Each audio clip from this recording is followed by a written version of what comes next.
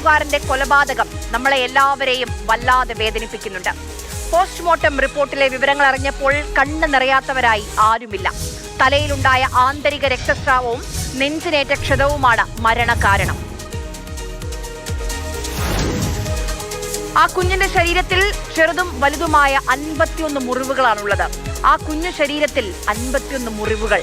ജനനേന്ദ്രിയത്തിലെ തൊലി രണ്ടായി കീറിയ നിലയിലാണ്. പാദങ്ങൾക്കടിയിലെ തൊലി സിഗരറ്റ് ലൈറ്റർ ഉപയോഗിച്ച് പൊള്ളിച്ചിട്ടുണ്ട്.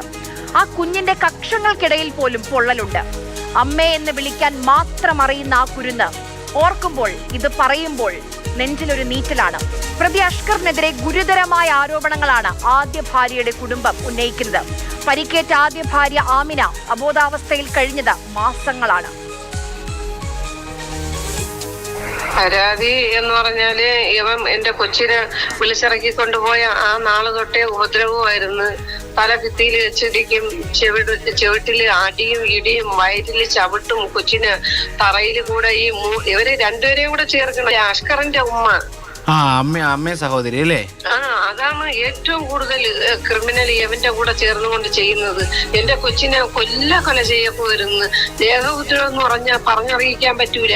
ഞാൻ ഇന്ന് മന്ത്രിക്ക് ഞാൻ എന്റെ കൊച്ചിന്റെ കഴുത്തിലെ അടയാളം ഞാൻ കാണിച്ചു കൊടുത്തു. അമ്മ ഏത് പ്രായത്തിലാണ് അമ്മ ഇത്? മോളുടെ ഏത് പ്രായത്തിലാണ് ഇതൊക്കെ നടക്കുന്നത്? 18-19 വയസ്സ്. അന്ന് പരാതി വല്ലതും കൊടുത്തിരുന്നു അമ്മേ? പരാതി ഞാൻ നെടുമങ്ങാട് പോലീസ് സ്റ്റേഷനിൽ 6 പ്രാവശ്യം പരാതി കൊടുത്ത് എന്റെ കൊച്ചിന് രക്ഷിക്കണമെന്ന് പറഞ്ഞ് ഞങ്ങൾ പല പരാതികൾ കൊടുത്തിട്ട് പോലും ഇവര് മൈൻഡ് ചെയ്തിട്ടില്ല. ഇവര് എന്തെങ്കിലും അങ്ങനെയാണ് ഇങ്ങനെയാണെന്ന് പറഞ്ഞ് അവന്റെ സൈഡിൽ നിന്നും കൊണ്ട് ഞങ്ങളെ വെറും വിട്ടിയാക്കി വിടുകയാണ് ചെയ്തത്. ഇവൻ അവിടെ അവരെ വണ്ടി എങ്ങാണ്ട് എപ്പോഴോ ഓട്ടിച്ചിട്ടുണ്ട്. ദൂരേക്ക് ഈ പോലീസുകാരെ കൊണ്ടുപോകുന്നത് ഇവനാണ് ഓരോരോ കേസുകളിന് വേണ്ടിയിട്ട്. 2024 ആ കൊച്ചു പെരുന്നാളിന്റെ ആ ഇടയ്ക്കാണ് ഇവൻ വണ്ടിയോട്ടത്തിന് ദൂരെ പോകുന്നെന്ന് അറിയുമ്പോഴാണ് കൊച്ചു ഒന്ന് വരുമ്പോഴും കൊച്ചിന്റെ ഛർദിലും തലക്കറക്കുമായിരുന്നു.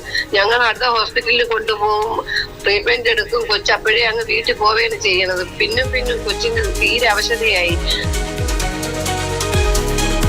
ആ 1.5 വയസ്സുകാരന്റെ കൊലപാതകത്തിൽ ഇന്ന് അമ്മ അഖിലയ്ക്കെതിരെ കൊലപാതക പ്രേരണാ കുറ്റം ചുമത്തിയിട്ടുണ്ട്. കൊലപാതകത്തിൽ അമ്മയുടെ പങ്ക് എന്താണ്? അതിനെക്കുറിച്ച് വിശദമായ അന്വേഷണം നടക്കുകയാണ് ഈ ഘട്ടത്തിൽ.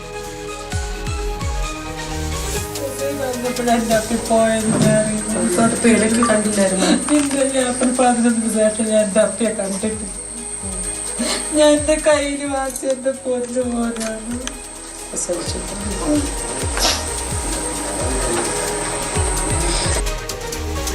ഇവിടെ നിന്ന് നമ്മുടെ മന്ത്രി പോയത് അഖിലയുടെ ആദ്യ ഭർത്താവ് അഖിലിന്റെ വീട്ടിലേക്കാണ്.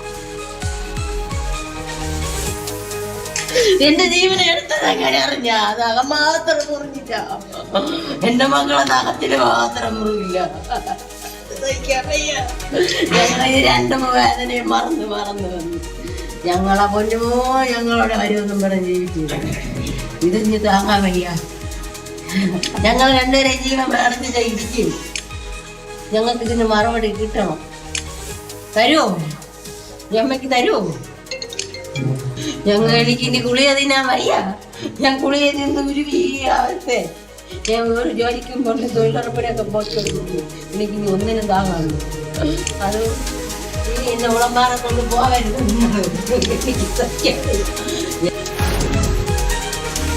ഒരു കുഞ്ഞിന് ഈ ഭൂമിയിൽ ഏറ്റവും സുരക്ഷിതമായത് ഇടം അത് അച്ഛന്റെയും അമ്മയുടെയും ഇടയിലാണ്. ആ ഇടത്ത് വെച്ചാണ് ആ പൊന്നോമന പീഡിപ്പിക്കപ്പെട്ടത്. ഒന്നല്ല, ഒട്ടനവധി തവണ. കരയാതിരിക്കാൻ വായിൽ തുണി തിരികെയാണ് ഉപദ്രവിച്ചത്. പ്രതി അഷ്കറിനെതിരെ ആദ്യ ഭാര്യ ആമിനയുടെ കുടുംബം 6 തവണ പോലീസിൽ പരാതി നൽകിയിട്ടുണ്ട്. ഈ നാട്ടിലൊരു നിയമവ്യവസ്ഥയില്ലേ? വിഷം കുടിപ്പിച്ച് കൊല്ലാൻ ശ്രമിച്ചു എന്ന പരാതിയിൽ പോലും നടപടിയില്ലെങ്കിൽ പിന്നെ എന്തിലാണ് നടപടി ഉണ്ടാവുക ഈ നാട്ടിൽ?